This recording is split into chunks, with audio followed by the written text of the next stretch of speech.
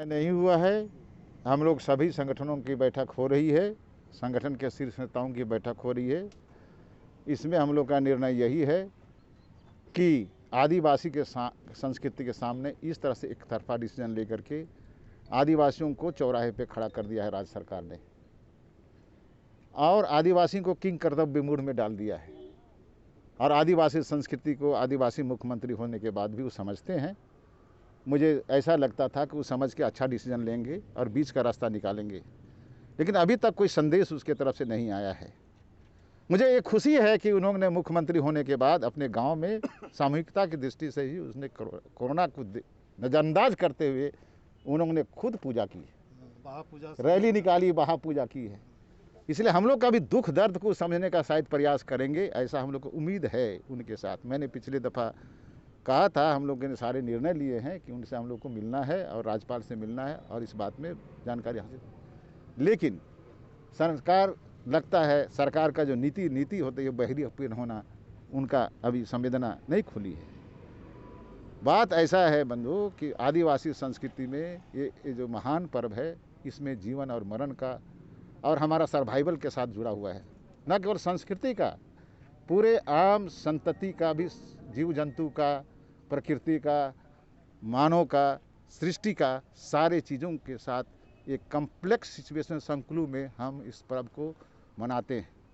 और हमारे धर्मेश सिंहभोंगा के साथ साथ पाठ देवता, गाँव देवती और तमाम चीज़ को मनाते हैं ताकि कोई रेग व्याधि गांव में ना आवे, सरहद में ना आवे।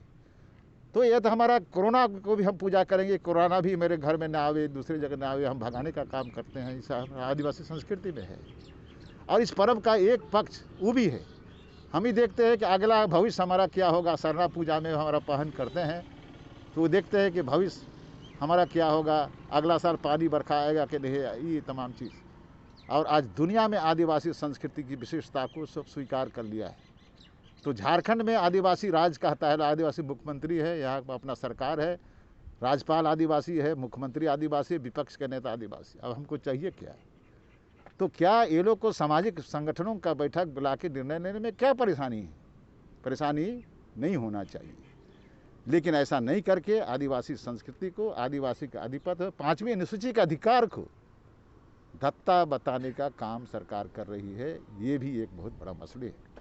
इसलिए हमारे सामाजिक संगठनों ने निर्णय लिया है कि हम जुलूस निकालेंगे, क्योंकि आदिवासी संस्कार की परिस्थिति है। 1964 से 65 से सिलसिला चलते आ रही है जुलूस निकालने का। एक बैग, हाँ, प्रशासन से बैठ करके कोई बीच का रास्ता आएगी तो उसको हम लोग स्वीकार करेंगे।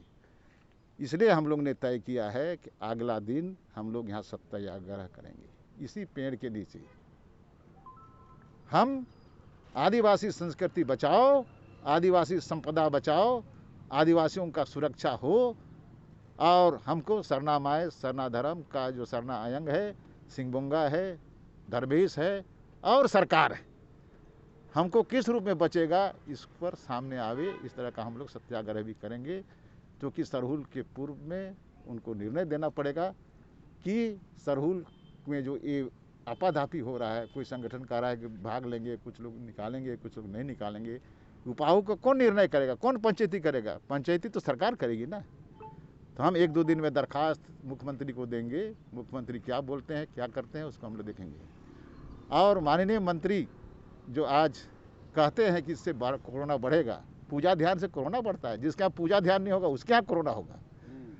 और आज जो मधुपुर में हजारों की संख्या में रामेश्वर उरांव जी, मुख्यमंत्री जी मीटिंग करने जाएंगे, कहाँ अकेले मीटिंग करेंगे? कोरोना नहीं फैलाएंगे?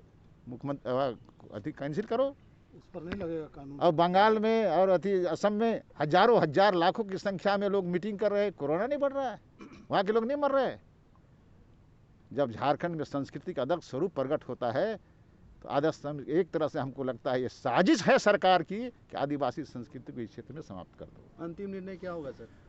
अंतिम निर्णय हम लोग अगला बैठक में लेंगे, 10 को, हाँ 10 को लेंगे, इसी सरना के पेड़ का अंतिम